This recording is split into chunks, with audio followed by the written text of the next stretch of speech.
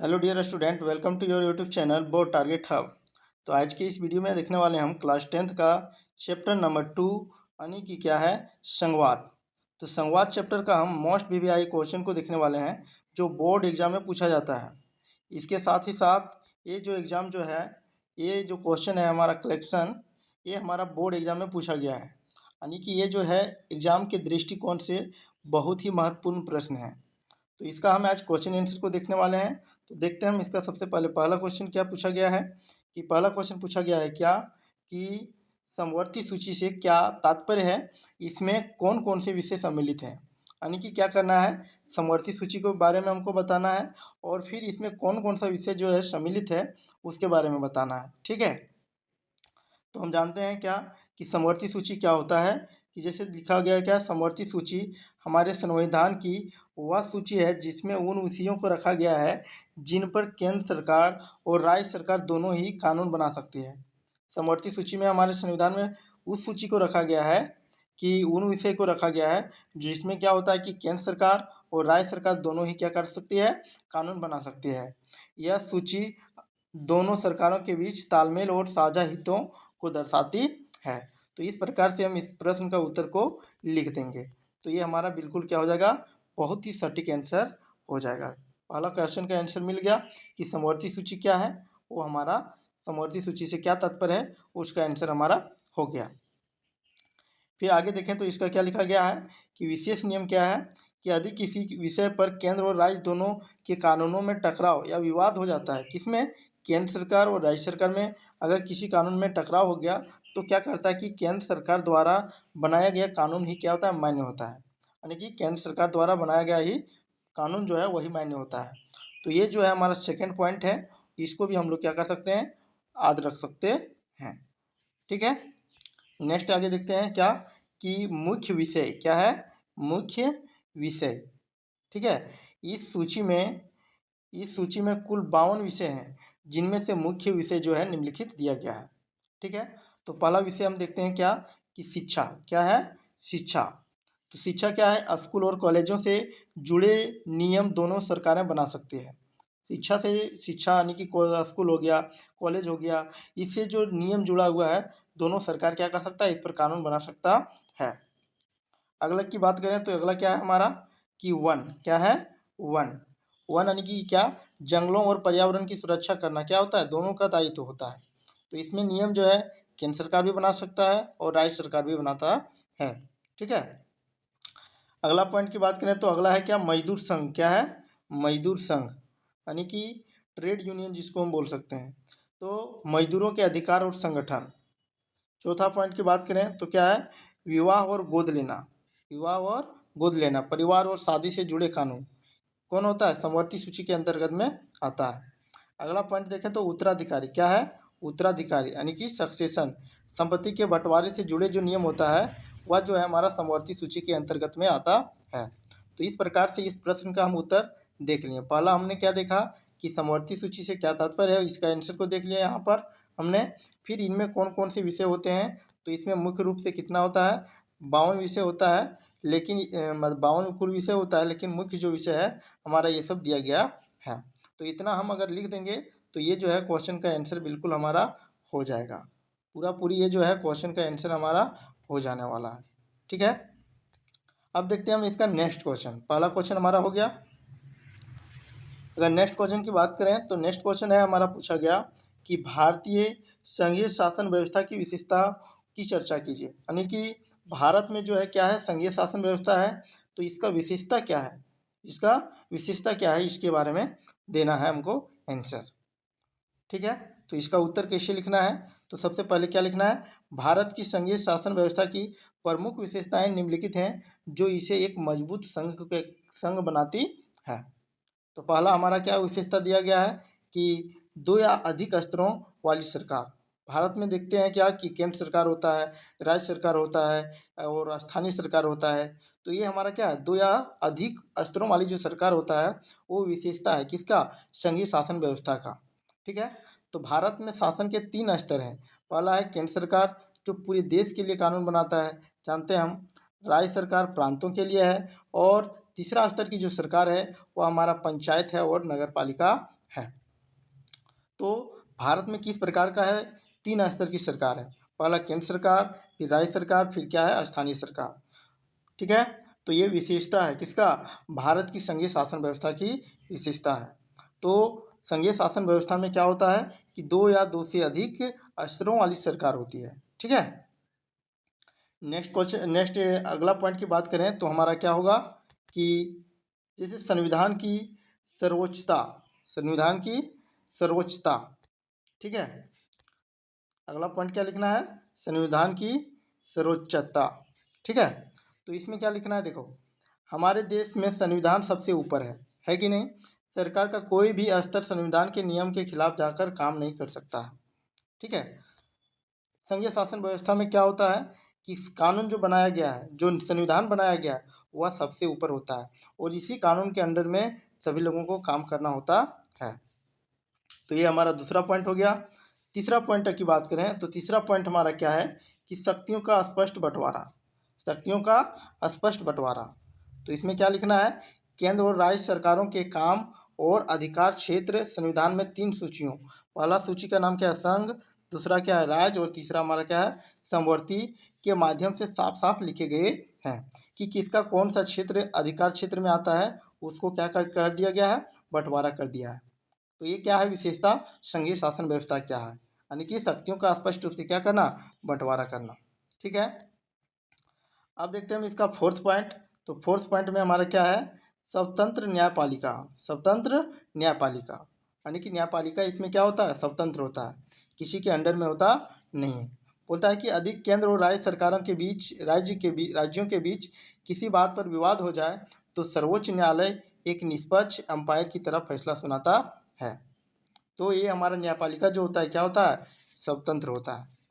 Next point आगे देखते हैं, क्वेश्चन नंबर पॉइंट नंबर 5, वित्तीय स्वायत्तता क्या है, वित्तीय स्वायत्तता यानी कि कमाई के अलग अलग स्रोत है, कमाई का अलग अलग स्रोत है। हम जानते हैं क्या कि दोनों सरकारों को चलाने के लिए टैक्स यानी कि कर वसूलने के अलग अलग अधिकार दिए गए हैं, ताकि कोई जो सरकार है, कोई भी सरकार किसी पर पूरी तरह निर्भर ना रहे। सबका अपना अपना अधिकार क्षेत्र दे दिया गया है, वहाँ से लोग क्या करता है, यानी कि दोनों सरकार टैक्स को कलेक्ट करता है। ठीक है, तो इस प्रकार से हम इसका आंसर को बिल्कुल सटीक तरीका से इस आंसर को लिख सकते हैं। ठीक है, तो ये जो है आंसर हमारा किसका है, क्वेश्चन नंबर 2, यानी कि भारतीय संघीय शासन व्यवस्था की विशेषताओं की चर्चा कीजिए। तो इस प्रकार से इसका अगर हम आंसर लिखते हैं तो आंसर में हमारा इसमें नंबर कटने वाला नहीं है। ये जो है हमारा very very most important question है। ठीक है, नेक्स्ट क्वेश्चन आगे देखते हैं, क्वेश्चन नंबर 3 पूछ रहा है क्या कि शासन के संघीय और एकात्मक स्वरूपों में क्या क्या मुख्य अंतर है, इसे उदाहरण के माध्यम से स्पष्ट कीजिए। ठीक है, यानी कि इसमें बोल रहा है क्या, शासन के संघीय और एकात्मक स्वरूपों में क्या क्या अंतर है, डिफरेंसेस क्या है, तो इसको उदाहरण के साथ क्या करना है, स्पष्ट करना है। ठीक है, तो ये जो है हम बिल्कुल क्या किए हैं, बहुत बेहतरीन ढंग से इसको लिखे हुए हैं। तो संघीय और एकात्मक शासन व्यवस्था में मुख्य अंतर इस प्रकार से है। अगर पहला अंतर की बात करें तो यहाँ पर है हमारा क्या, देखिए संघीय शासन व्यवस्था और फिर यहाँ पर क्या है, एकात्मक शासन व्यवस्था, और इसका आधार क्या है। तो सबसे पहले हम देखते हैं सरकार के स्तर के आधार पर, सरकार के स्तर के आधार पर। तो संघीय शासन व्यवस्था में सरकार का जो स्तर होता है कितना होता है, 2 या 2 से अधिक स्तर की सरकार होता है। लेकिन एकात्मक सरकार में क्या होता है, इसमें केवल एक ही मुख्य सरकार होती है, बाकी उप इकाइयाँ उसके अधीन क्या करती है, काम करती है, यानी कि एक स्तर की यहाँ पर सरकार होता है, यहाँ पर क्या होता है, 2 या 2 से अधिक स्तर की सरकार होता है। तो इसको हम किसके आधार पर देखें, सरकार के स्तर के आधार पर। अब देखते हैं क्या, शक्तियों का बंटवारा, शक्तियों का बंटवारा के आधार पर क्या है, संघीय शासन व्यवस्था और एकात्मक शासन व्यवस्था में डिफरेंसेस क्या है। तो यहाँ पर देखें तो क्या है कि शक्तियाँ संविधान द्वारा केंद्र और राज्यों में साफ साफ बंटी होती है। तो हम जानते हैं क्या, संघीय शासन व्यवस्था में कि केंद्र का शक्ति जो है और राज्य का जो शक्ति है उसको साफ साफ क्या कर लिया जाता है, उल्लेखित कर दिया जाता है। ठीक है, और साफ साफ बता दिया जाता है। लेकिन एकात्मक शासन व्यवस्था में क्या होता है कि सारी शक्तियाँ क्या होता है, केंद्र सरकार के पास ही सुरक्षित होती है। ठीक है, तो ये किसके आधार पर देखें, शक्तियों का बंटवारा के आधार पर। ठीक है, नेक्स्ट पॉइंट देखें तो आदेश देने के आधार पर, आदेश देने का अधिकार। ठीक है, तो क्या होता है कि केंद्र सरकार राज्यों को अपनी मर्जी से कोई भी अनुचित आदेश नहीं दे सकती है। किसको, राज्य को। केंद्र सरकार जो है राज्यों को अपनी मर्जी से कोई भी अनुचित आदेश नहीं दे सकती है, लेकिन यहाँ पर क्या होता है, दे सकता है, यहाँ पर दे सकता है। केंद्रीय सरकार प्रांतीय या स्थानीय सरकारों को कोई भी आदेश दे सकती है। नेक्स्ट क्वेश्चन की बात करें, नेक्स्ट पॉइंट की बात करें तो क्या है हमारा, एग्जाम्पल। क्या है, एग्जाम्पल यानी कि उदाहरण। तो उदाहरण क्या है, जैसे कि संघीय शासन व्यवस्था में हमारा कौन सा आता है, भारत हो गया, अमेरिका हो गया, बेल्जियम हो गया। यहाँ राज्य सरकारें आज़ाद है, यहाँ राज्य सरकारें क्या है, आज़ाद है। लेकिन इसका एग्जाम्पल लें तो क्या होगा, ब्रिटेन हो जाएगा, फ्रांस हो जाएगा, श्रीलंका हो जाएगा। यहाँ पूरी सत्ता किसके हाथ में होता है, केंद्र के हाथ में है। तो इस प्रकार से इसका आंसर को हम क्या कर सकते हैं, बिल्कुल लिख सकते हैं। और ये जो आंसर है बिल्कुल हमारा क्या है, सटीक आंसर है। ये हमारा क्या है, बिल्कुल सटीक आंसर है। ठीक है, तो यहाँ तक हम लोगों ने देख लिया प्रश्न संख्या 3। अब देखते हैं नेक्स्ट क्वेश्चन, क्वेश्चन नंबर 4। ठीक है, और आपको हम बता दूं कि ये जो क्वेश्चन है ये हमारा बिल्कुल क्या है, पूछा गया क्वेश्चन है, और अक्सर ये जो है एग्जाम में पूछा जाता है। ठीक है, तो अब देखते हैं हम क्वेश्चन नंबर 4 यानी कि प्रश्न संख्या 4।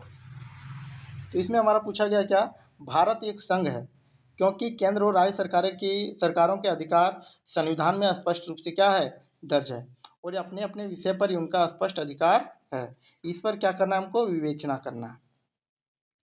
तो इसका आंसर कैसे लिखना है कि यह कथन क्या है, बिल्कुल सही है। किसी भी देश को संघ तभी कहा जाता है जब वहाँ शक्तियों का क्या होता है, बंटवारा केवल मौखिक ना होकर लिखित रूप में हो। भारत में ऐसा ही है, जिसे हम क्या कहते हैं, भारत एक क्या है, संघीय शासन व्यवस्था वाला देश है। पॉइंट क्या लिखना है, पहला पॉइंट, लिखित और स्पष्ट बंटवारा किया गया है। हमारे संविधान की 7वीं अनुसूची में शक्तियों को 3 सूचियों, संघ सूची, राज्य सूची और समवर्ती सूची में बांट दिया गया है। रक्षा जैसे राष्ट्रीय मामले केंद्र के पास है, पुलिस व कृषि जैसे स्थानीय मामले राज्यों के पास है।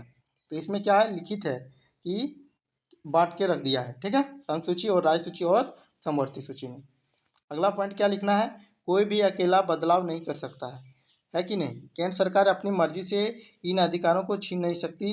अगर संविधान के इस हिस्से में कोई बदलाव करना हो तो संसद के दोनों सदनों के साथ साथ या कम से कम आधे राज्यों की विधानसभाओं की मंजूरी जरूरी होती है। तो ये हमारा दूसरा पॉइंट हो जाएगा। तीसरा पॉइंट की बात करें तो क्या लिखना है, कानून की गारंटी। ठीक है, कानून गारंटी, दोनों सरकारों को अपने अपने क्षेत्र में काम करने की पूरी आज़ादी है।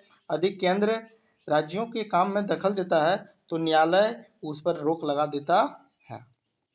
ठीक है, और फिर आगे लास्ट में क्या लिखना, अतः शक्तियों का यह संवैधानिक और स्पष्ट विभाजन ही भारत को एक मजबूत संघीय ढांचा या संघ बनाता है।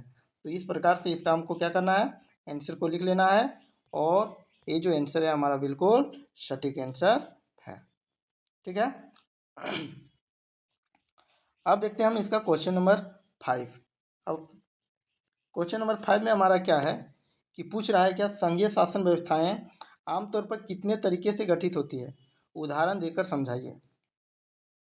तो संघीय शासन व्यवस्थाएं आमतौर पर 2 तरीके से क्या होता है, गठित होता है, हम जानते हैं। ठीक है, पहला है क्या, साथ आकर संघ बनाना, दूसरा क्या है, साथ लेकर संघ बनाना। ठीक है, तो पहले देख लेते हैं हम साथ आकर संघ बनाना। तो साथ आकर संघ बनाना क्या होता है, इसमें 2 या 2 से अधिक स्वतंत्र देश या राज्य अपनी मर्जी से एक साथ आकर एक बड़ा सा देश बनाता है। ठीक है, बनाते हैं ताकि वे अपनी सुरक्षा और खुशहाली बढ़ा सके। इसमें सभी राज्यों को बराबर अधिकार होते हैं, जैसे कि अमेरिका हो गया, स्विट्जरलैंड हो गया, ऑस्ट्रेलिया हो गया। तो ये क्या है, साथ आकर संघ बनाया है। इसमें क्या होता है कि 2 या 2 से अधिक स्वतंत्र देश या राज्य अपनी मर्जी से क्या होता है, मिल करके एक बड़ा सा देश का निर्माण करता है। ठीक है, लेकिन इसमें क्या होता है, साथ लेकर संघ बनाना। इसमें क्या होता है, इसमें एक बड़ा देश अपनी विशालता और विविधताओं को संभालने के लिए, जैसे कि भारत है, खुद को अलग राज्यों में बांट देता है और फिर केंद्र तथा राज्यों के बीच शक्तियों का बंटवारा कर देता है। इसमें आमतौर पर केंद्र सरकार ज़्यादा शक्तिशाली होती है, जैसे कि इसमें एग्जाम्पल दिया गया है क्या, भारत हो गया, बेल्जियम हो गया, स्पेन हो गया। ये क्या है, साथ लेकर संघ बनाना। भारत में क्या है, साथ लेकर संघ बनाया गया, अलग अलग राज्य में डिवाइड कर दिया गया है ताकि देश में क्या हो, टकराव उत्पन्न नहीं हो। ठीक है, तो इस प्रकार से इसका आंसर को हमको लिख लेना है। ये आंसर जो है हमारा बिल्कुल सटीक आंसर है। अब देखते हैं हम क्वेश्चन नंबर 6। ठीक है, तो 6 नंबर क्वेश्चन में क्या है कि भारत की संघीय व्यवस्था में बेल्जियम से मिलती जुलती एक विशेषता और उससे अलग एक विशेषता को बताएं। तो इसका आंसर को कैसे लिखना है, लिखना है क्या, भारत और बेल्जियम दोनों ही लोकतांत्रिक और संघीय देश हैं, इसमें इनमें समानता और अंतर इस प्रकार से है। ठीक है, इनमें समानता भी है और अंतर भी है। तो मिलती जुलती विशेषता क्या है, यानी कि समानता सबसे पहले क्या है उसको देख लेते हैं। भारत और बेल्जियम दोनों ही साथ लेकर संघ बनाने के उदाहरण है कि नहीं। दोनों देशों में केंद्र सरकार को राज्यों की तुलना में अधिक शक्तियां प्राप्त है और दोनों ने ही भाषा व क्षेत्रीय विविधताओं को संभालने के लिए सत्ता का क्या किया है, विकेंद्रीकरण किया है। तो ये भारत और बेल्जियम में ये क्या है, समानता है। ठीक है, अब देखते हैं अलग विशेषता दोनों में क्या है कि बेल्जियम में 2 मुख्य सरकारों के अलावा एक तीसरे स्तर की सरकारें भी है, जिसे हम क्या कहते हैं, सामुदायिक सरकार कहते हैं, जो संस्कृति और भाषा से जुड़े फैसले लेती है। भारत में ऐसी कोई सामुदायिक सरकार नहीं है। भारत में तीसरे स्तर की सरकार स्थानीय सरकार यानी कि पंचायतें और नगर पालिकाएँ काम करती है। तो इस प्रकार से अगर इसका आंसर लिख देंगे तो नंबर कहीं काटने का ज़रूरत नहीं है, बिल्कुल क्या है, सटीक आंसर है। ठीक है, तो ये हमारा प्रश्न संख्या 6 हमारा खत्म हो गया। अब देखते हैं प्रश्न संख्या 7 हो रहा है कि संघ सूची किसे कहते हैं, संघ सूची किसे कहते हैं, इसमें कौन कौन से विषय सम्मिलित होते हैं। आपको बता दें कि संघ सूची पूछा गया, हो सकता है समवर्ती सूची पूछ ले, हो सकता है राज्य सूची पूछ ले, इस तरह का क्वेश्चन पूछ सकता है। ठीक है, हमने क्या किया है, ये जो क्वेश्चन है पूछा गया है यही, तो इसी प्रश्न को हम उठा के लिए हैं। ठीक है, तो इसका आंसर क्या लिखना है, संघ सूची उन महत्वपूर्ण विषयों की सूची है जो पूरे देश के लिए समान रूप से जरूरी होते हैं। इन विषयों पर कानून बनाने का अधिकार सिर्फ और सिर्फ केंद्र सरकार यानी कि संसद को होता है। राज्य सरकारें इन पर कोई नियम नहीं बना सकती है। तो इसको संघ सूची का डेफिनेशन लिख देना है। फिर इसमें वर्तमान में कुल 100 विषय हैं, इसके कुछ प्रमुख विषय निम्नलिखित हैं। पहला क्या है, देश की रक्षा करना, विदेशी मामले, फिर बैंकिंग है, फिर रेलवे और संचार है, फिर मुद्रा है। ये सब किस में आता है, संघ सूची के अंतर्गत में आता है। ठीक है, तो इस प्रकार से इसका आंसर को हमको लिख देना है। ठीक है, तो ये हमारा आंसर क्या हो जाएगा, बिल्कुल सटीक आंसर हो जाने वाला। अब देखते हैं क्वेश्चन नंबर लास्ट, यानी कि सॉरी, ये जो है क्वेश्चन नंबर क्या है, 8 है और इसमें क्वेश्चन है। तो इसका क्वेश्चन पूछा गया है क्या, विकेंद्रीकरण किसे कहते हैं, विकेंद्रीकरण किसे कहते हैं, इसकी आवश्यकता क्यों पड़ती है। तो विकेंद्रीकरण किसे कहते हैं, इसका क्या लिखना है। विकेंद्रीकरण का अर्थ क्या है, जब केंद्र और राज्य सरकार से कुछ शक्तियां लेकर स्थानीय सरकार जैसे गांव और में पंचायतों और शहरों में नगर पालिकाओं को दे दी जाती है, तो इसे सत्ता का क्या कहते हैं, विकेंद्रीकरण कहते हैं। यानी कि केंद्र और राज्य का जो शक्ति है उसको स्थानीय सरकारों को क्या कर देना, दे देना, वही क्या कहलाता है, सत्ता का विकेंद्रीकरण कहलाता है। इसकी आवश्यकता क्यों पड़ती है, कारण इसका क्या है, समस्याओं का स्थानीय समाधान। तो क्या लिखना है इसमें, गांव या मोहल्लों की समस्याओं जैसे पानी, सड़क, साफ सफाई की सबसे अच्छी समझ वहां रहने वाले स्थानीय लोगों को ही होती है, ना कि दिल्ली या राज्य की राजधानी में बैठे नेताओं को, है कि नहीं। अगर हम अपना क्षेत्र के हम रह रहे हैं गांव में, तो गांव का क्या होता है, गांव के बारे में हमको बहुत बढ़िया से मालूम होता है कि क्या कहाँ पर है, कैसे है। लेकिन अगर बोलेंगे कि राज्य सरकार यहाँ पर राज्य वाला आएगा और दिल्ली वाला आदमी आएगा, तो ऐसा नहीं हो सकता है। ठीक है, तो वो सब इस चीज़ को समझ नहीं सकता, स्थानीय लोग ही समझ सकता है, इसीलिए स्थानीय सरकार का निर्माण किया गया है। अगला पॉइंट हम देखें तो क्या है, पैसों का सही इस्तेमाल, पैसों का सही इस्तेमाल। स्थानीय लोगों को पता होता है कि पैसा कहाँ खर्च करना है और किस काम को कैसे करना जरूरी है, इससे भ्रष्टाचार क्या होता है, कम होता है। तो दूसरा पॉइंट इस प्रकार लिख देना है। और तीसरा पॉइंट क्या लिखना है, लोकतांत्रिक भागीदारी, इससे आम नागरिकों को भी सरकार के कामकाजों में सीधा हिस्सा लेने का मौका मिलता है, जिससे लोगों में जिम्मेदारी की भावना आती है। तो इस प्रकार से इसका आंसर को हमको लिख लेना है। ठीक है, नेक्स्ट क्वेश्चन देखते हैं, क्वेश्चन नंबर 9। ठीक है, और ये जो है हमारा लास्ट क्वेश्चन है। ये जो है हमारा क्या है, लास्ट क्वेश्चन पूछ रहा है क्या, सरकार के प्रमुख अंग कौन कौन हैं, कौन कौन से हैं बताएं।